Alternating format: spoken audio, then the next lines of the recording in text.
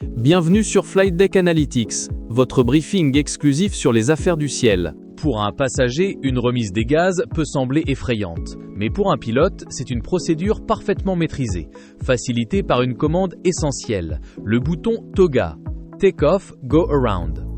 Aujourd'hui, dans FDA Culture, nous montons au niveau expert pour comprendre comment ce petit commutateur gère des dizaines de tonnes de poussée en une fraction de seconde. Le TOGA n'est pas juste un boost de puissance, c'est un mode de l'ordinateur de vol. Lorsqu'il est engagé, le directeur de vol, FD, change immédiatement ses indications pour commander une assiette de montée optimale. Parallèlement, l'automanette pousse les leviers de gaz vers la butée de poussée maximale calculée pour la température du jour. L'avion passe instantanément d'une configuration de descente ou de décollage à une configuration de montée d'urgence.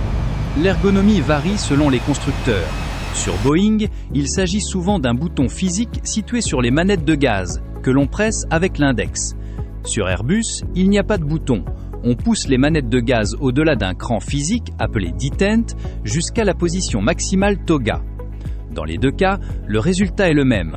L'avion comprend que la priorité absolue est de gagner de l'altitude sans se soucier du confort des passagers. Le moment le plus crucial pour le TOGA est l'accroche interrompue, souvent due à une piste occupée ou une météo instable, par exemple un atterrissage vent de travers.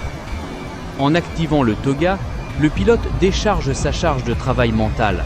L'avion s'occupe de la puissance, permettant à l'équipage de se concentrer sur la trajectoire et la rentrée des trains et des volets. C'est l'automatisme au service de la sécurité pure. Le TOGA est la preuve que dans un avion moderne, l'homme et la machine travaillent en symbiose parfaite pour parer à l'imprévu.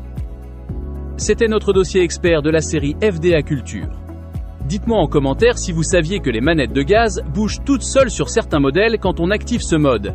Également, pensez-vous que le mode TOGA fonctionne de la même manière sur tout type d'avion, des jets aux avions à hélice? Je suis curieux de lire vos avis. Abonnez-vous à Flight Deck Analytics pour continuer à explorer les secrets technologiques du ciel. On se retrouve très vite pour un dossier légendaire, la triple vie du Boeing 707.